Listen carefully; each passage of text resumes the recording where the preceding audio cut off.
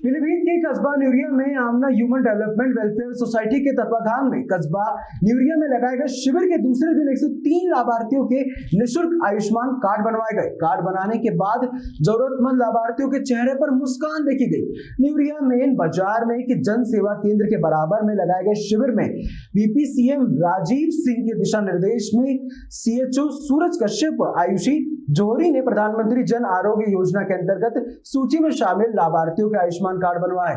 Society के प्रबंधक मोहम्मद तहसीन ने बताया कि 2 दिन के लिए लगाए गए शिविर को अब आगे 2 दिन के लिए और बढ़ा दिया गया है। इस वक्त बड़ी खबर आ रही है, अब 23 मार्च से 25 मार्च तक शिविर लगेगा, जिससे सूची में शामिल लाभार्थियों के आयुष्मान कार्ड बनवाए जाएंगे। इस वक्त हम आपको बड़ी खबर बता रहे हैं कि 103 लोगों को के आयुष्मान कार्ड बनवाए गए हैं, जिससे उनको लाभ मिला है। और ये जो शिविर है अब ये और आगे तक बढ़ा दिया गया है, 23 से 25 मार्च तक बढ़ा दिया गया है इस शिविर को, जिससे लोगों को और लाभ मिलेगा। इसी खबर से हमको रूबरू कराएंगे हमारे संवाददाता इफ्तिकार अहमद जी। इफ्तिकार अहमद जी, बताएं। जी, आज मेरी अभी जो लोगों के आधार कार्ड बने हैं उन लोगों से बात हुई। एक व्यक्ति से बात हुई, उसमें व्यक्ति ने बताया कि मेरी माँ के आंख का इलाज होना था, लेकिन पैसे ना होने के कारण जो है वो इलाज ना हो पाया, इसलिए उन्होंने कार्ड बनवाया है। अब जो है आसानी से उसका इलाज हो सकता है। मतलब इफ्तिकार जी, अब जो जरूरतमंद लोग हैं जिनके कार्ड बने हैं उनको इसका लाभ मिलेगा और इसका सीधा लाभ उठाएंगे। सीधा लाभ गरीब मजदूर और जो गरीब तबके के लोग हैं उनको पहुंचेगा। तो इफ्तिकार जी, एक सवाल ये भी उठता है कि इतने दिनों से इन लोगों का ये कार्ड क्यों नहीं बन पाया था? मतलब इतने दिन हो गए थे आयुष्मान कार्ड जो बन रहा था, मगर अभी तक ये लोग इससे वंचित क्यों थे? जी, ये जो एरिया है वो पिछड़ा एरिया है। यहाँ पर लोगों को जानकारी नहीं थी, इसलिए ये आमना ह्यूमन जो सोसाइटी है उसके द्वारा घर घर जाकर और लोगों को बताया गया, इसलिए अब यहाँ पर भीड़ उमड़ी है। मतलब ये जो आमना ह्यूमन वेलफेयर सोसाइटी है, इन्होंने समाज के लिए बहुत अच्छा काम किया है, लोगों को जागरूक किया है, घर घर जाके बताया है और उनको इस कार्ड का लाभ दिलवाया है, जिससे कि अब जो असहाय लोग हैं उन्हें इस कार्ड का लाभ मिलेगा। इफ्तिकार जी, कार्ड का बहुत ज्यादा लाभ मिलेगा। पर व्यक्ति 1 वर्ष के लिए 5 लाख का इलाज जो है इसमें मुफ्त कराया जाता है प्रधानमंत्री आयुष्मान कार्ड की योजना के तहत। तो मतलब एक व्यक्ति को 1 साल में 5 लाख का लाभ मिलेगा इस कार्ड से, आयुष्मान कार्ड से। जो लोग अभी तक वंचित थे, जिन्हें इस कार्ड के बारे में पता ही नहीं था, जो इससे अनजान थे, उन्हें बताया गया, उन्हें वेलफेयर सोसाइटी के द्वारा उन्हें जागरूक किया गया, घर घर जाके बताया गया और उनके कार्ड बनवाए गए। और अब तो मुझे ये खबर सामने आ रही है कि 23 से 25 मार्च तक के लिए बढ़ा दिया गया है और शिविर चलेगा।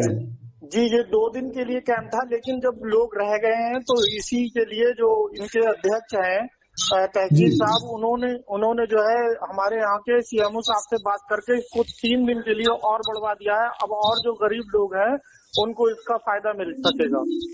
तो जैसा कि हमारे संवाददाता बता रहे हैं कि कुछ दिनों के लिए शिविर चला था, मगर जब देखा गया कि कुछ लोग इसमें बच रहे हैं जिनका कार्ड नहीं बन पाया है, तो उसके लिए उन्होंने सीएमओ साहब से दरखास्त की और इसकी तारीख को और आगे बढ़ाया, ताकि और जो लोग बचे हुए हैं, जो असहाय हैं, जो गरीब हैं, जिनका कार्ड नहीं बन पाया है, जिन्हें इस कार्ड के बारे में मालूम नहीं, उन्हें जागरूक किया जा रहा है और 23 से 25 मार्च तक और उनके कार्ड बनाए जाएंगे। इफ्तिकार जी, सही बात है?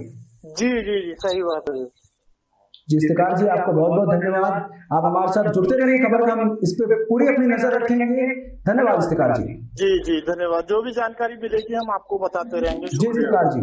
जी इफ्तिकार जी।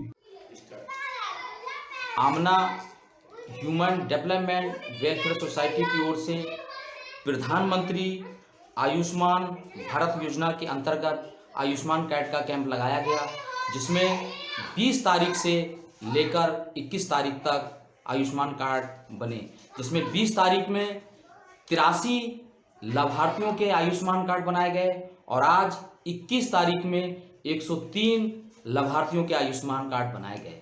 मैं आमना डेवलपमेंट वेलफेयर सोसाइटी की ओर से उसके प्रबंधक मोहम्मद तहसीन साहब को बधाई देता हूं कि मैंने देखा है कस्बे न्यूरिया के लोग बहुत कार्ड बनवाने के लिए जगह जगह घूम रहे थे, उनको कार्ड नहीं बनवाए जा रहे थे। और मैं उम्मीद करता हूं कि जो वंचित लोग हैं, जो अभी रह गए हैं, उन लोगों के लिए तहसीन साहब ने 25 तारीख तक के लिए और कैंप लगवाने का आयोजन किया है। और इसके अलावा जो लोग रह जाएंगे उनको सोसाइटी के पदाधिकारी अधिकारियों से मिलकर और आगे डेट लेने का काम करेंगे और आयुष्मान कार्ड बनवाने का काम करेंगे। प्रयागराज से इस वक्त की बड़ी खबर सामने आ रही है। अतीक अहमद के टूटे हुए कार्यालय से करोड़ों का कैश बरामद हुआ है। इस वक्त की बड़ी खबर हम आपको बता रहे हैं जो प्रयागराज से सामने आ रही है। कैश के साथ हथियारों का जखीरा भी बरामद हुआ है। 2 लोगों की गिरफ्तारी भी हुई है। इस वक्त की बड़ी खबर सामने आ रही है। देसी और विदेशी हथियारों के साथ 9mm की गोलियां भी बरामद हुई है। कैश टेलर मशीन की सहायता से कैश की गिनती की जा रही है, जो इस वक्त की बड़ी खबर प्रयागराज से सामने आ रही है। मौके पर प्रयागराज पुलिस कमिश्नर और ज्वाइंट कमिश्नर भी पहुंचे हुए हैं। इस वक्त की बड़ी खबर हम आपको बता रहे हैं। इसी खबर से हमें रूबरू कराने के लिए हमारे संवाददाता हमसे जुड़ चुके हैं इंद्रजीत बनर्जी जी। तो इंद्रजीत बनर्जी जी बताइए क्या है पूरा मामला? पूरा मामला ये है कि अतीक अहमद गैंग को लेकर लगातार पुलिस दबिश कर रही थी और अतीक अहमद के गैंग के सदस्यों की गिरफ्तारी के लिए लगी हुई थी।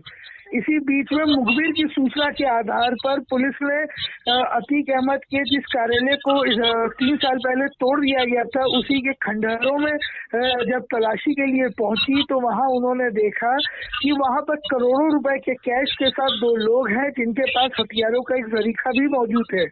पुलिस का मानना है कि ये वो हथियार है जिन हथियारों से उमेश पाल के शूटआउट में इस्तेमाल हुए थे या उस शूटआउट के वक्त इस्तेमाल करने के लिए रखे गए थे।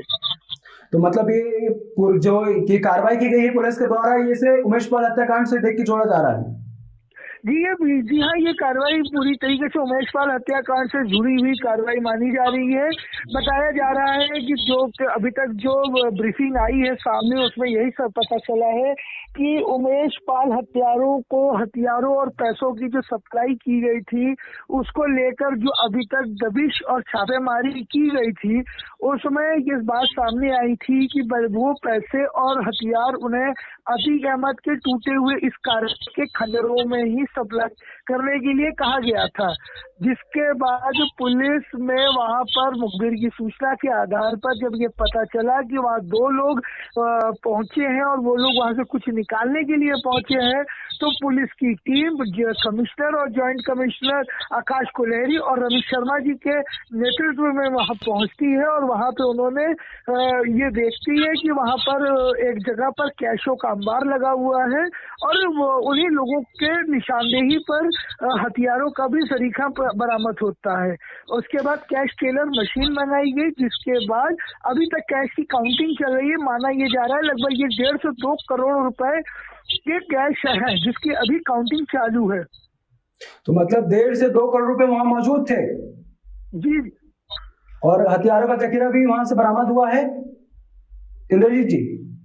जी, वहाँ पे जो हथियार बरामद हुए हैं उनमें 4 पिस्टल बरामद हुए हैं जो 9mm के हैं और ये विदेशी मार्क हथियार है। इन बताया भी ये भी जा रहा है कि इन हथियारों को संभवतः मुंबई से या फिर गुजरात से इंपोर्ट किए गए थे। इसके अलावा वहाँ पर मुंगेर के बने हुए पिस्टल और कट्टे बरामद हुए हैं, जो कि एक तरीके से ये कहा जा सकता है कि ये एक आपराधिक संगठनों में इस्तेमाल किए जाने वाले हथियार हैं और इन हथियारों को यहाँ पे लाया गया था। अब उमेश पाल के हत्याकांड की अगर बात करें तो उसमें भी इसी तरह के हथियारों का इस्तेमाल हुआ था, जिस वजह से पुलिस को ये पुख्ता लग रहा है कि ये वही हथियार है जिन हथियारों का इस्तेमाल उमेश पाल हत्याकांड के वक्त में शूटरों ने इस्तेमाल किया था। इंद्रजीत जी, जो 2 लोगों की गिरफ्तारी हुई है उनका अतीक अहमद से क्या नाता है? ये बताए जा रहे हैं कि ये अतीक अहमद के जो कार्यालय है वहाँ की साफ सफाई का काम करते थे और उसी कार्यालय के पीछे बने हुए 2 कमरों में ये लोग रहा करते थे। लेकिन अभी तक चूंकि ना तो पुलिस ने इनके चेहरे सामने लाए हैं और ना ही इनके विषय में भी कोई विशेष कोई टिप्पणी या डिटेल इन्होंने दी है। अभी कुछ ही देर में पुलिस कमिश्नर प्रयागराज रमेश शर्मा द्वारा प्रेस ब्रीफिंग की जाएगी, मीडिया ब्रीफिंग होगी और उस ब्रीफिंग के दौरान ये पता चल पाएगा कि ये दोनों असल में कौन थे। क्या ये वो शूटरों को सहायता पहुंचाने वाले लोग थे या कार्यालय की देखरेख करने वाले वो लोग हैं जो पहले वहां रहा करते थे। तो इंद्रजीत जी, जैसे कि हम जानते हैं कि मुख्यमंत्री योगी आदित्यनाथ लगातार माफियाओं पर शिकंजा कस रहे हैं और अतीक अहमद पर तो उमेश पाल शूटआउट के बाद से लगातार शिकंजा कसा जा रहा है। जो भी उनके परिजन हैं या फिर जो भी उनके साथ मिले हुए हैं उनके ऊपर कार्रवाई की जा रही है, अवैध मकानों को ध्वस्त किया जा रहा है, अवैध हथियार को बरामद किया जा रहा है। उसी इंद्रजीत जी, तो जो ये कार्रवाई हुई है इसमें क्या मुखबिर के द्वारा ये सूचना दी गई थी? जी, ये अभी तक तो जो बात सामने आई है कि धूमनगंज और खुलदाबाद थाना की संयुक्त टीम, जिसमें पूरा मुफ्ती की थाना की भी टीम मौजूद थी, इन तीनों की संयुक्त टीम द्वारा ये कार्रवाई हुई है और ये मुखबिर की सूचना के आधार पर ही ये कार्रवाई की गई है। अब इसमें एक बात और सामने आ रही है जो कि देखिए, अगर बात कहें कि अतीक अहमद गैंग के ऊपर कार्रवाई थी, तो आज सुबह भी इस घटनाक्रम में जो सबसे मुख्य अभियुक्तों में से एक गुड्डू मुस्लिम के घर, जिसने ताबड़तोड़ बमबाजी करी थी उमेश पाल के घर के सामने, उसके घर पे भी चस्पा नोटिस किया गया है। कल गुलाम मोहम्मद और गुलाम हसन के घर पे को जमींदोज कर दिया गया है। इसके अलावा 50 से ज्यादा लोगों को चिन्हित किया गया है जिन्होंने कहीं कभी न कभी किसी भी तरीके से अतीक अहमद गैंग को किसी भी आर्थिक या अन्य प्रकार की सहायता मुहैया कराई है। उन लोगों को भी चिन्हित किए गए हैं और उनके घर पे भी कार्रवाई की बात कही जा रही है। तो जैसा कि हमारे संवाददाता इंद्रजीत बनर्जी जी बता रहे हैं कि और लोगों को भी चिन्हित किया गया और उन पर भी कार्रवाई की जाएगी।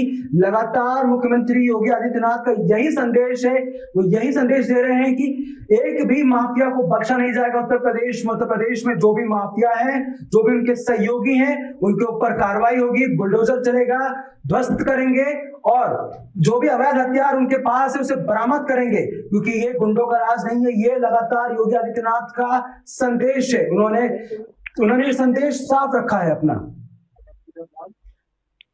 इंद्रजीत जी, आपका बहुत बहुत धन्यवाद हमें इस खबर से रूबरू कराने के लिए, और इस खबर से और अधिक जानकारी के लिए हम आपसे फिर जुड़ेंगे। फिर इस खबर के लिए आपसे जुड़ेंगे और जानेंगे, इस खबर के लिए अधिक जानकारी जानेंगे आपसे। इसके लिए आपका बहुत बहुत धन्यवाद इंद्रजीत जी।